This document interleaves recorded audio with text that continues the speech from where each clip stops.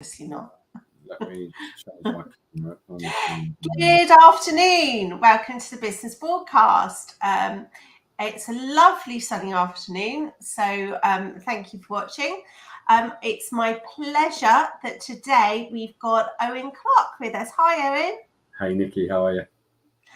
Excellent, thank you. So for those who've been watching Business Boardcast for a long time, you will have met Owen before, but he's not been here for a while, so we're delighted that he's here today, and he's going to go through a lot of employment law changes, which is really essential for all business owners to know about and to be up to date on. Just a few little housekeeping bits before we start.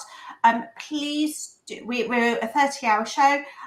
We do welcome questions as you go along, so please do say hello in the chat box and ask questions, and we will ask them as we go along, make sure we answer as many as possible.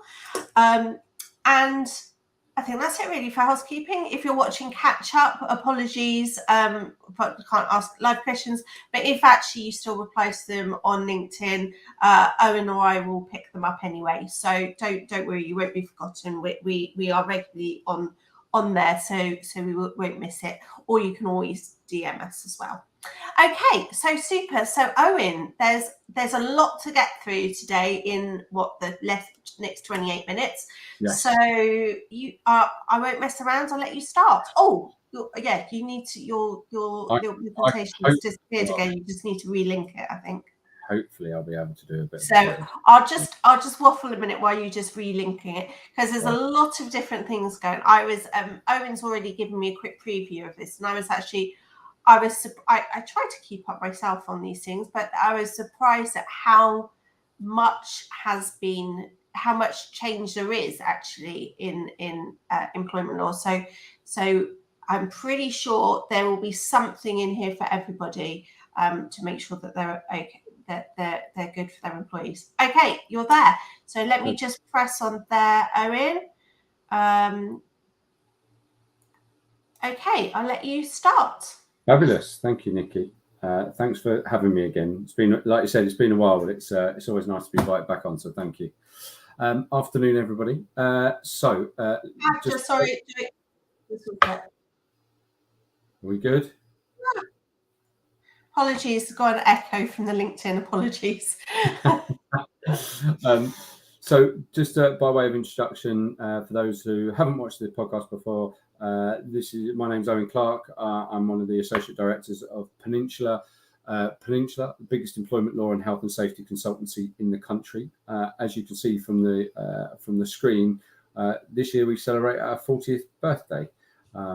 We celebrate our 40th birthday.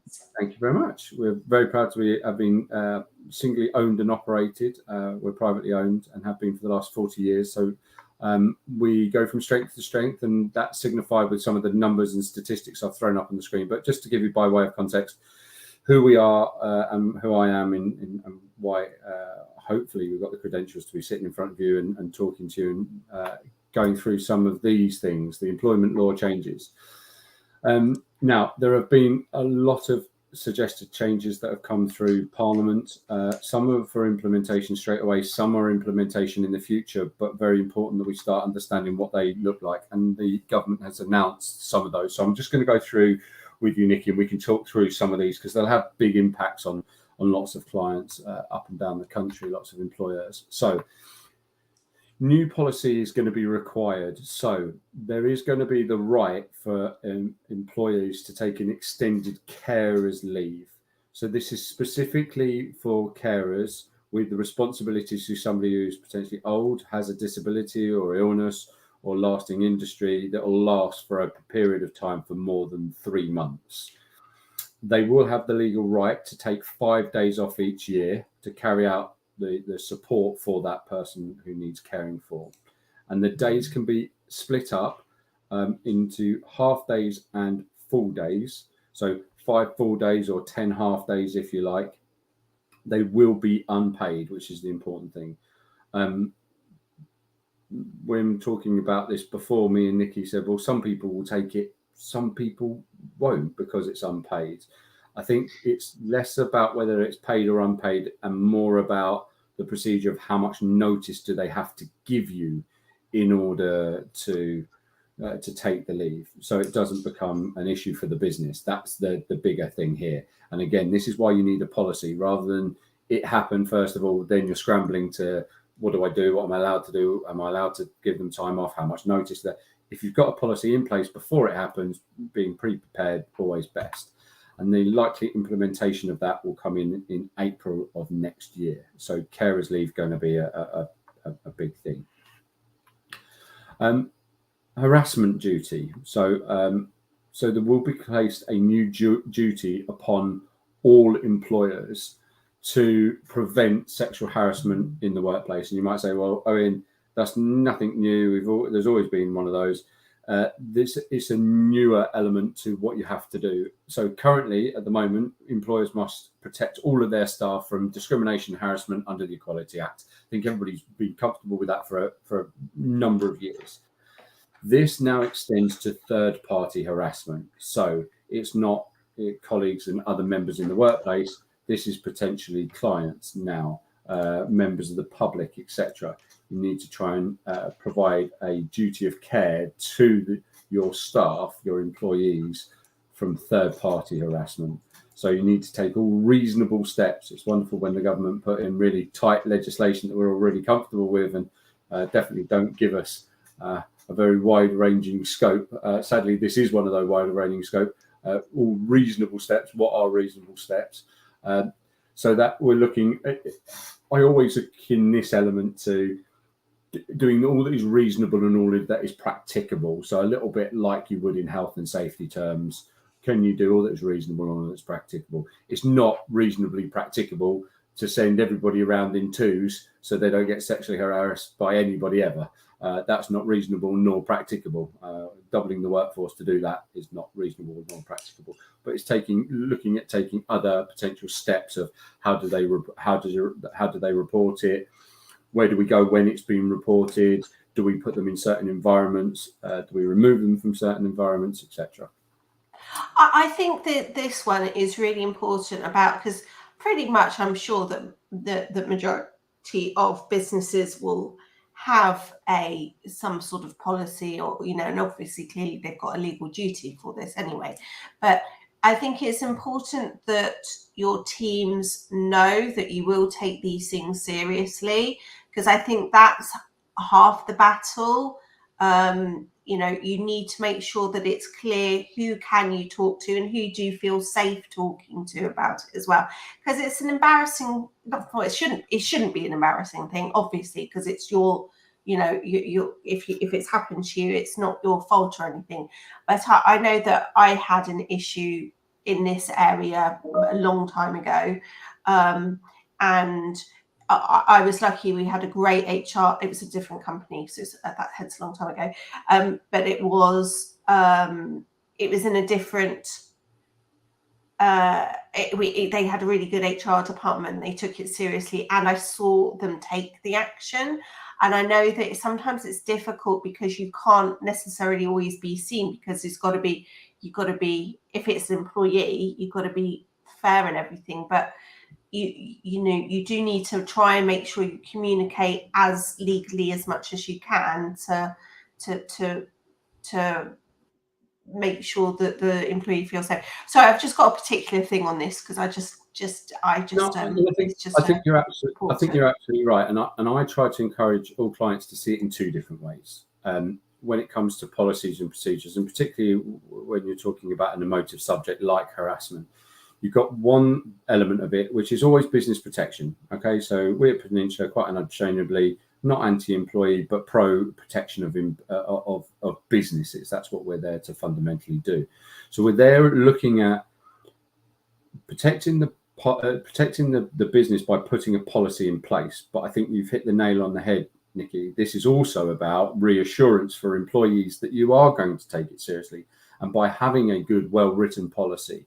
And making people know that you've updated it allows them to have that kind of reassurance that you're taking it seriously. And ultimately, when we've got record lows of unemployment, we want to retain good staff. It's also about talent management and succession planning. Good staff want to see businesses take the right action in the right areas around things that they themselves perceive to be important. So it's about having the right policy in the right place, but also in your ethos and culture and your standards and your expectations for your individual business. Yeah, and you've got to be fair, because you don't want to have a malicious, you can have malicious complaints as well. So you have got to, that's why I'm talking about, making sure it is really fair. Absolutely. And that leads me perfectly on to the next point, which is to say that the employees will have the legal right to make the claim if they feel that the employer is not preventing it. So it's having that business protection. Yeah. On to another emotive subject and a huge subject at the moment. And I listened to a podcast recently with Davina McCall talking about her experiences with the menopause and encouraging men to go out there and learn a little bit more and understand a little bit more.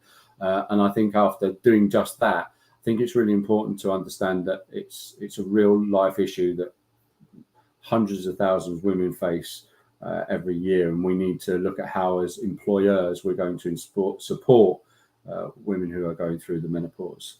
So, first thing to say is that maybe hasn't been the case over the past years, and that's backed up with the fact that there's been an increase of more than 50% of cases that have been brought to tribunal, including have included and now mentioned the menopause. When it's been raised, it's been treated as a disability, which means that as an employer, you've got obligations to employees to protect the employees, anybody who's considered to be disabled or has a disability.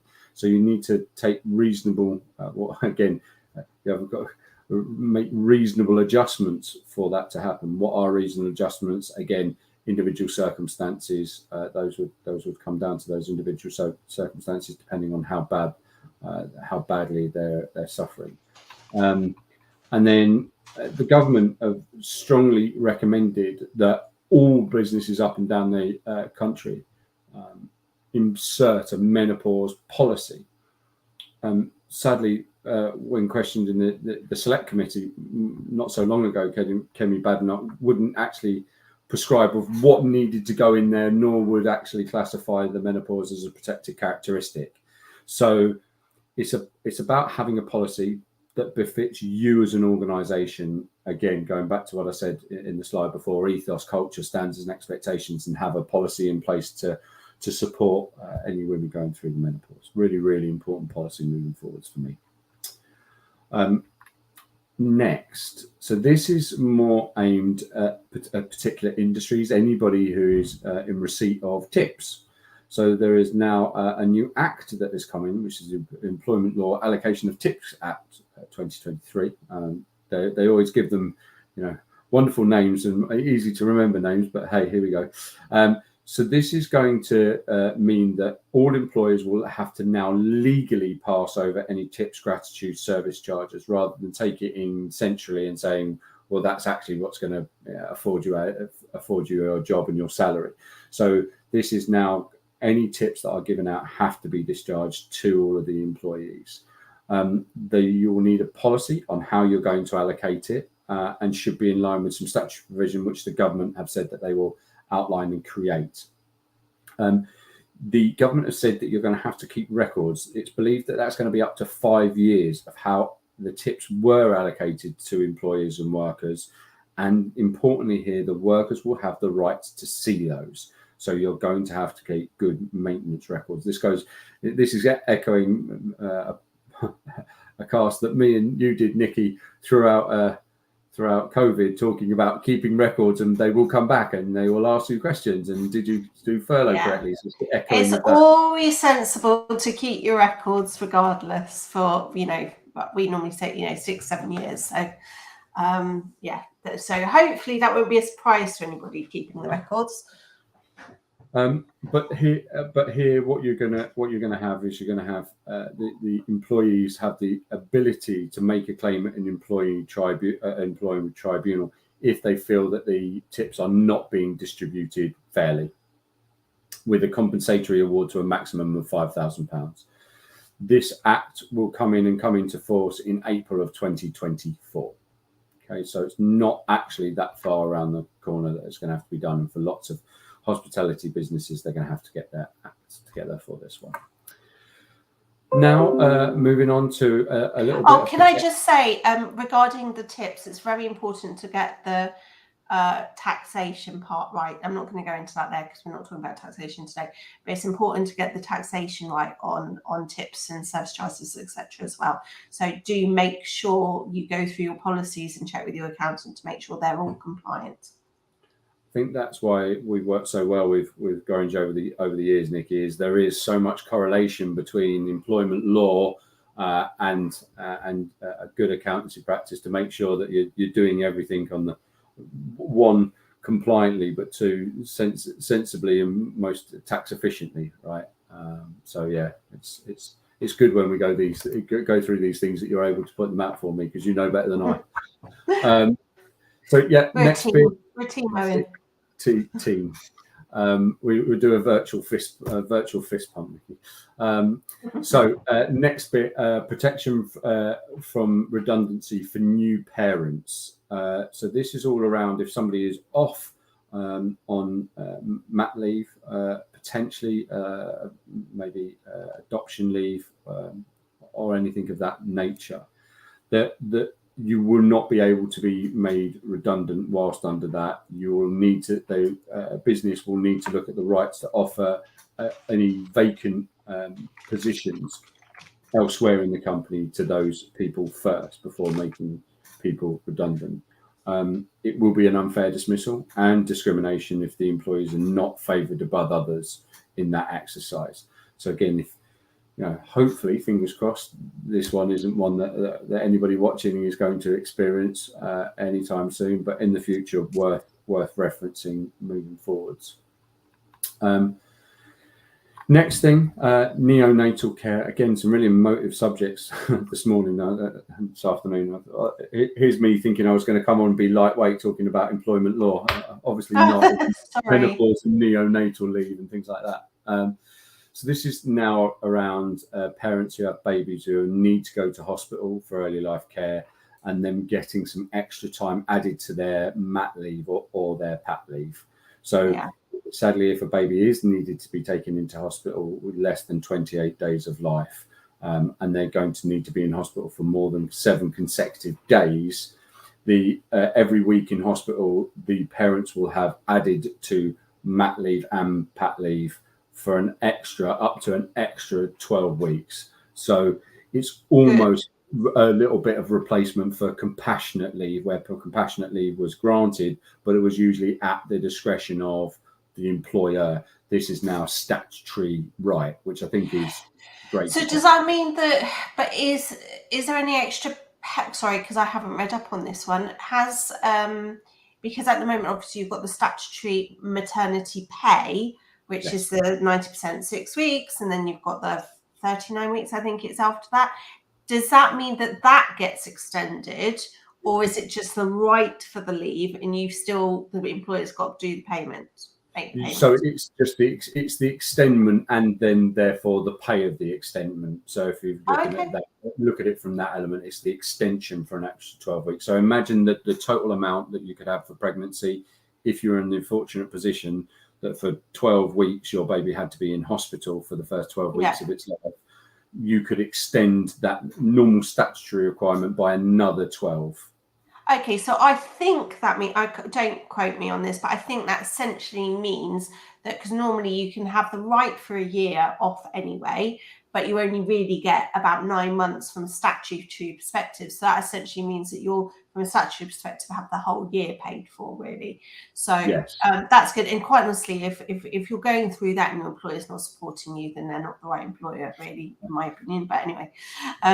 I'm with you on that one, Nikki. Because that's just such a nightmare. You don't want to be having to worry about things like that if you've got a child a baby in hospital. Nightmare. So we've got neonatal leave, and then one that is really hot off the press. This is only got an email about this late last night. So this is changes for leave for what we would normally know as pat leave, paternity leave. Obviously, could be for a mother, a father, a partner, etc. So as it stands, you get a maximum of 2 weeks paternity leave. If you take both of the leads together, then you get 2 weeks. If you are planning to take 1 week, then you would lose the second week for the total week of the year. So the law is going to change that when you take 1 week, you won't lose the second week. You'll get to take it separately later. So you will be able to separate the two out. That's good. So effectively, the amount of leave is changing. So let's say, for instance, you need to be on a project. As much as we all try to time these things, they don't always work. These little bundles of joy that come out. If it so happens that you've got a really important week at work that you need to be there, you want to be there for the first week, but the second week you really have to be back at work, you're not going to lose out. You'll be able to take that time at a later date. The next element of that also changes the timeline in which you can take that in. So at the moment, you have to take your paternity leave within 56 days of the birth or adoption having taken place. The new law will change it so that you can take any leave in the first year of the baby's life. So adoption, and whether that be adoption or whether that be through birth. The advantage planning wise, because there'll be a lot of employers going, more rights for employees, not anymore for the employer. How do we plan it all, etc. The kicker was you have to tell your employee when you want to take the leave by 15 weeks before. The law will change that you need to tell you're entitled to take the leave by 15 weeks before the birth, but then you only have to tell them the dates of the leave 28 days before you actually want to take it. Well, it's not a lot of time. I suppose if this is to do with just the 2 weeks thing, though, isn't it? So, that's really not. Yeah, it's a cool being consequential. Sorry, I was just thinking because we're currently going through a process at the moment of reviewing our maternity and paternity leaves, and we're looking at the possibility of one, having enhanced maternity pay, but also doing a matching, so paternity leave is just as much, because quite honestly, I'm annoyed at how few fathers actually take any decent leave. It should be an equal thing. So we're looking at that at the moment. So it'd be interesting. You and my wife both. If we circle back 11 years and 10 years respectively, you and my wife both. Well, I can quite see. I mean, you can quite honestly see when the paternity leave goes, and they only get 100 odd quid or whatever it is a week when you're on your paternity leave. You can see why that often you're using the 2 weeks, but then they're not doing the where you could do the swap of the leave.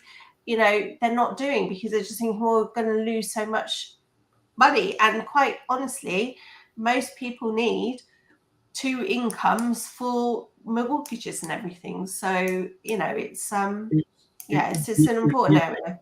It beautifully ties into what I'm going to talk about in a few minutes, but goes back to what we're saying about employment all-time low, retention of good staff, bringing on of new staff that you really want to keep.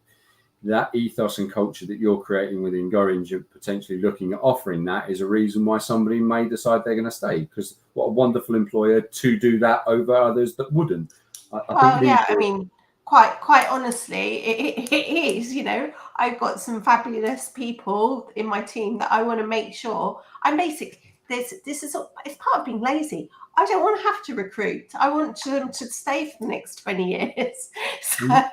So I want to make sure that they're not thinking, the maternity leave's not very good or whatever. So trying to make sure that we get that increase, but for it should be for the mothers and the fathers, because it's it should be both. Right. Just a real quick whiz through a recap.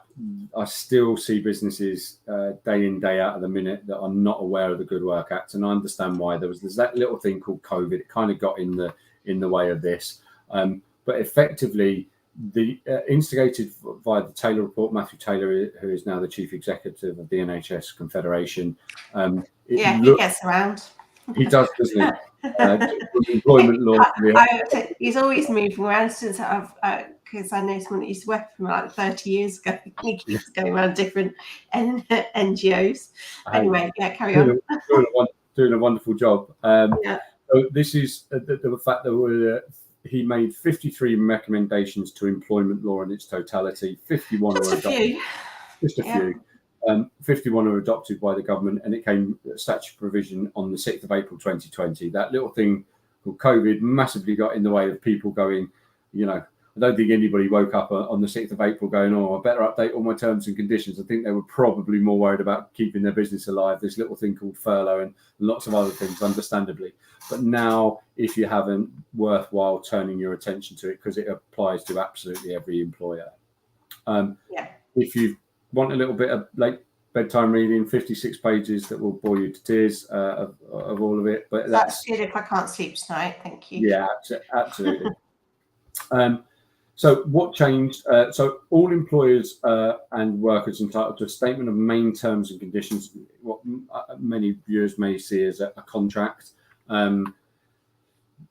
If you fail to produce one, a statement of main terms, it can lead to a compensatory award up to potentially 4 weeks worth of pay. And now the statement of main terms and conditions must include the following information. So I've just highlighted some of the bits that are going to be across all of them. There's some really niche bits, Nikki, which if anybody wants any more information, please reach out. But I'm just going to go through some of the key ones that people need to know.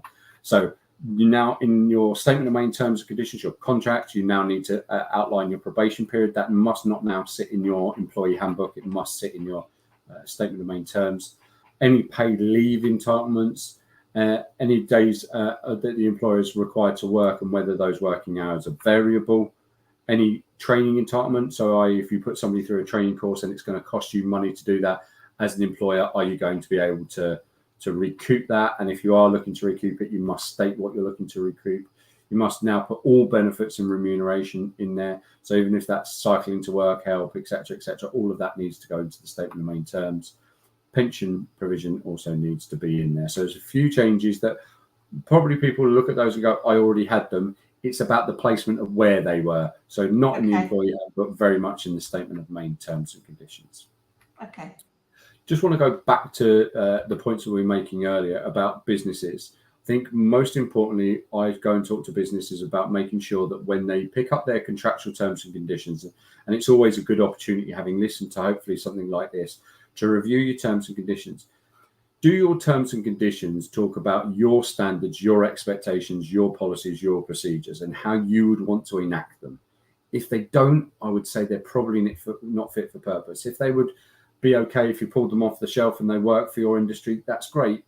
But employee handbooks, documentation is all about that recognition of who you are as an organization and that correlation between when you've engaged somebody to become an employee and you've sold them who your business is and what they're about. If they then pick up a statement of main terms and employee handbook that have no correlation between the two, you're probably not starting the relationship in the right way.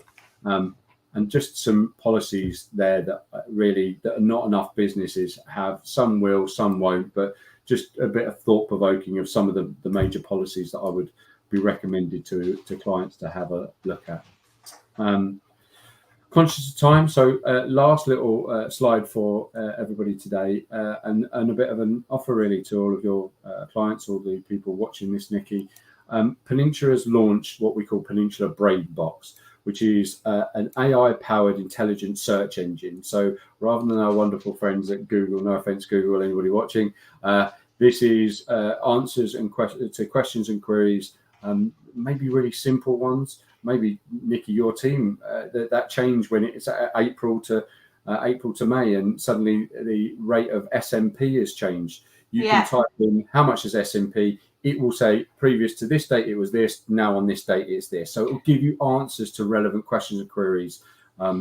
Is this available to anybody, regardless if you're a Peninsula client or not? You don't have to be a client of Peninsula. We've opened it up. You're not worrying that this will replace your service? No, because ultimately a lot of the questions, where they're questions like how much is that's a factual statement of fact. Then you might have others around can I get rid of somebody if they're pregnant during, let's go back to one that we talked about before, can I get rid of somebody during their maternity leave? You can type that in there. Now, the answer to the question will say you need to take further advice, whether you choose to take that further advice from Peninsula or for somebody else. But if nothing else, it will give you answers to where there are factual questions. On some occasions, it may say you need to give us a little bit more information. You need to take a little bit more advice. Just a self-service platform, day or night. Jump on, ask questions, maybe relieve a little bit of worry if you're a business owner, and answer any questions and queries. If from that you don't get what you want and you need a bit more information, as you know, Nikki, any of your clients can pick up the phone to me and ask a little bit more detailed questions and the actual scenario if they want to. And that's it. Over by 27 seconds, Nikki. I've overrun. No problem. Excellent. That's really good. Really good. So hopefully that was a bit of a whirlwind tour of everything that's been going on and all the updates. So, but lots of brilliant information there. So hopefully that's really useful, and that's probably just already answered everybody's questions. So perfect. So so I think we should leave it there because it was perfectly timed.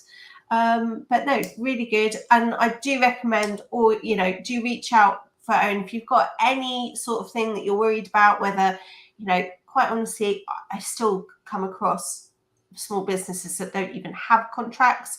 So, if you don't have contracts in place, or if your contract's really old, or if you've got a particular employee issue at the moment, please do pick up the phone or press the DM to Owen on LinkedIn, because he would be more than happy to help you in the first instance, and then point you to someone to his team if it needs to be escalated further for more in-depth help. But yeah, we've just a little thing. We have, since we had our first employee, which was 15 years ago. So yeah, we've been Peninsula clients for 15 years, and they've helped us through lots and lots of different things. So been absolutely essential. So I can completely recommend. Brilliant. Thank you so much, Owen. Are you watching cricket, Wimbledon? What is your weekend looking like? Always involves a lot of football and kids football, but I think a little bit of Wimbledon, a little bit of the Test match, if we can even stay in it for that much longer. So and then maybe go out and enjoy the sun. It's looking very sunny over here. I know. Alex said this. He said this is looking like the best day so far this year. So yeah, hopefully it could be an evening in the garden. But super. Thank you so much, Owen, and do hopefully see you again. And everyone out there, we've got one more business broadcast on a Friday, which is next week, with Judy Clawton, who's going through mindfulness techniques that will help improve your well-being, but also the well-being for your business. So it's got really good ROI on there as well.